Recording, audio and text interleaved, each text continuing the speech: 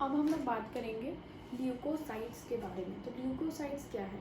हमने आरबीसी के बारे में देखा, आरबीसी के बारे में हमने काफ़ी कुछ जाना कैसे होता है, क्योंकि वो सबसे मेजर पार्ट अगर ब्लड का कोई है तो वो क्या है? RBC, plasma RBC. अब ये सारे जो डब्ल्यूबीसी या प्लेटलेट्स हैं ये बहुत ही कम परसेंटेज में पाए जाते हैं, ठीक है। तो largest blood vessels blood cells होते हैं सबसे ज़्यादा, अगर कोई ब्लड सेल्स अगर लार्जेस्ट होता है तो वो कौन से होते हैं? डब्ल्यूबीसी। और ये जो सेल्स होते हैं इनमें जो है न्यूक्लियस भी होता है। जैसे कि हमने देखा था कि आरबीसी में न्यूक्लियस नहीं होता है। आखिर क्यों नहीं होता है? ताकि जो भी वो बाइकनकेव शेप का है, अगर उसमें जितना ज़्यादा ये सारी चीज़ें नहीं होंगी, माइटोकॉन्ड्रिया, न्यूक्लियस, एंडोप्लाज्मिक रेटिकुलम, वो उतना ही ज़्यादा स्पेस होगा उसको ऑक्सीजन को कैरी करने के लिए, और उसको CO2 को भी तो बाहर करना है, तो इसलिए उसके लिए उतना ज़्यादा स्पेस होता है। इसीलिए जो है उसमें जो है सेल्स नहीं होते हैं, बट इसमें जो है न्यूक्लियस जो है, उसमें न्यूक्लियस नहीं होता है बट इसमें न्यूक्लियस होता है। अब ये जो ल्यूकोसाइट्स होते हैं ये होते क्या हैं? ये फैगोसाइटिक इन नेचर होते हैं। लाइक अगर कहीं कभी भी आपके बॉडी में कोई फॉरेन पार्टिकल अगर घुस गया है तो हमारे बॉडी को प्रोटेक्ट करने के लिए ये सारे ल्यूकोसाइट्स जो है एक जगह पे इकट्ठा हो जाते हैं और हमारे बॉडी के लिए डिफेंस मैकेनिज्म का ये काम करते हैं। ये जो है ब्लड वॉल्यूम का 1% होता है, यानी अगर पूरा ब्लड वॉल्यूम जितना भी है तो उसका 1% जो है आपका ये WBC होगा। और हमने देखा कि इसका काम क्या है?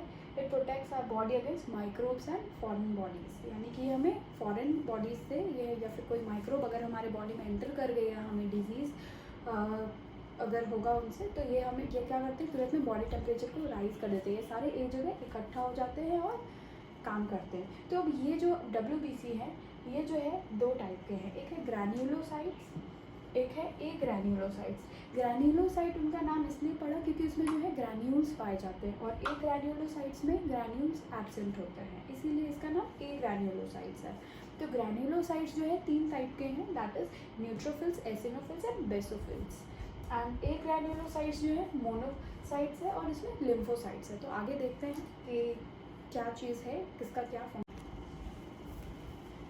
तो अब हम लोग देखेंगे व्हाट आर ग्रैन्युलोसाइट्स। तो ग्रैन्युलोसाइट्स से नाम से ये पता चला कि इसमें क्या होता है? छोटे छोटे ग्रैन्यूल्स होते हैं।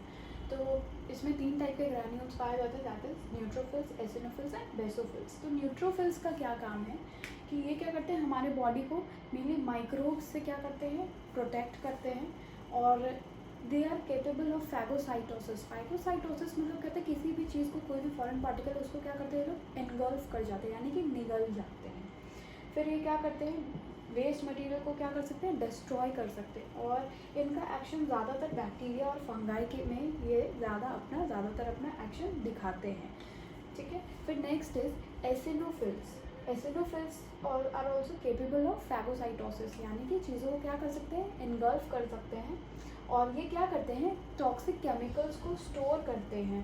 कहाँ पे? अपने छोटे छोटे जो उनके ग्रैन्यूल्स होते हैं उनमें वो क्या करते हैं? टॉक्सिक केमिकल्स को स्टोर करते हैं, और जहाँ पे ज़रूरत होती है वहाँ पे वो रिलीज़ कर देते हैं। और इसी प्रोसेस से वो क्या करते हैं? हमारे बॉडी को डिफेंस प्रोवाइड करते हैं, हमें जो है दूसरे माइक्रोब्स के अगेंस्ट में क्या करते हैं? प्रोटेक्शन प्रोवाइड करते हैं। और ये कहाँ पाए जाते हैं?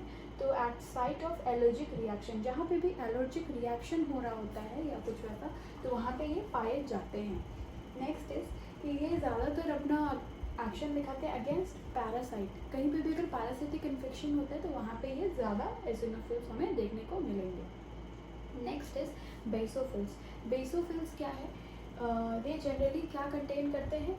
हेपारिन और हिस्टामिन। हेपारिन और हिस्टामिन जो है इसमें ज़्यादा देखने को मिलता है। और सेकेंडली क्या है कि ये रिजल्ट क्या करते हैं? Resulting in onset of allergic symptoms. तो कहीं पे भी अगर आपको लगे कि हाँ यहाँ पे एलर्जिक वगैरह कुछ हो रहा है तो वहाँ पे ये ज़्यादा हमें देखने को मिलता है। तो इसी अपने मैकेनिज्म ऑफ एक्शन की हेल्प से ये क्या करते हैं? हमारे बॉडी को डिफेंस प्रोवाइड करते हैं। अभी हमने ग्रैन्युलोसाइट्स जब हम पढ़ रहे थे तो हमने 2 टर्म देखा, एक हमने देखा हेपारिन, एक हमने देखा हिस्टामिन। तो हेपारिन क्या है?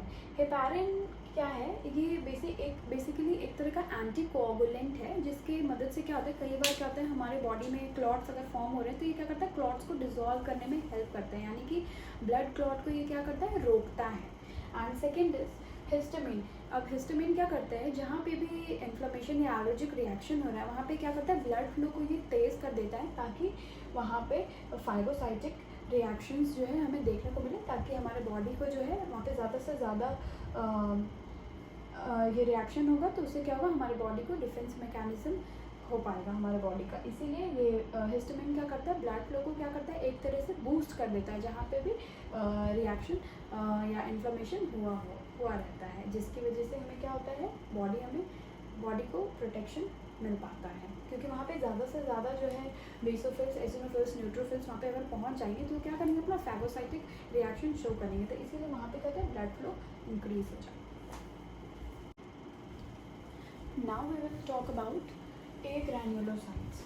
तो ए ग्रैन्युलोसाइट्स जो है दो टाइप के हैं, that is monocyte and lymphocyte. Monocyte क्या है, ये सिंगल न्यूक्लिएटेड सेल होते हैं, इसमें जो है एक ही न्यूक्लियस होता है। एंड सेकेंड ये क्या होता है, बोन मैरो में प्रोड्यूस होते हैं।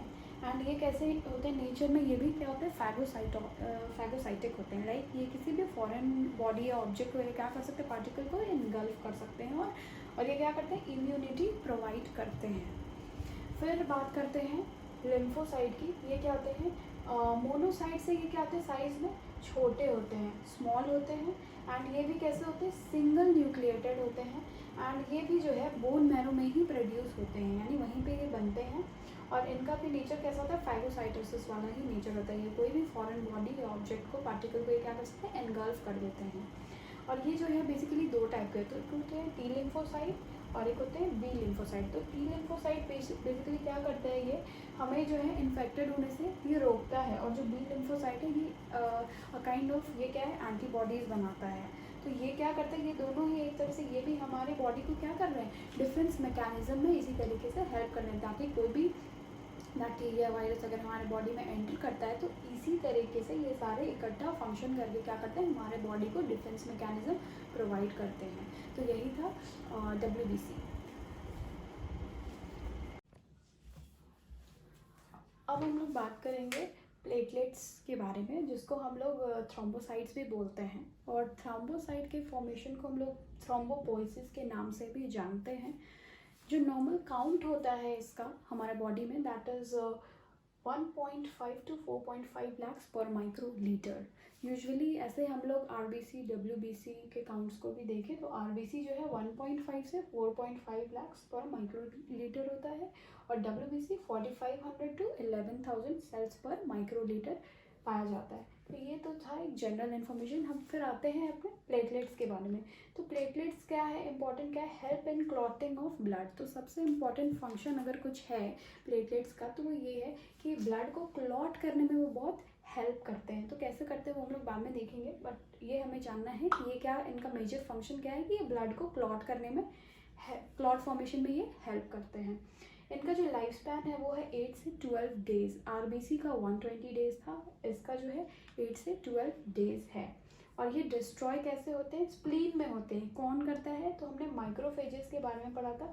तो माइक्रोफेजेस ही इसे क्या करते हैं, इनगल्फ करके क्या करते हैं, इसको स्प्लीन में इसको डिस्ट्रॉय कर देते हैं। और कई बार ऐसा होता है हमारे बॉडी में जो है एमरजेंसी में जो है, एमरजेंसी स्टोरेज के तौर पे कुछ प्लेटलेट्स जो है बना के रखे रहते हैं, ताकि अगर कोई एमरजेंसी सिचुएशन आए, जैसे कि कुछ इंजरी हो गया या कुछ, तो वैसे केस में क्या होता है, हमेशा प्लेटलेट्स बॉडी के पास अवेलेबल रहे, ताकि क्लॉटिंग का फॉर्मेशन हो सके और ब्लड लॉस जो है कम हो।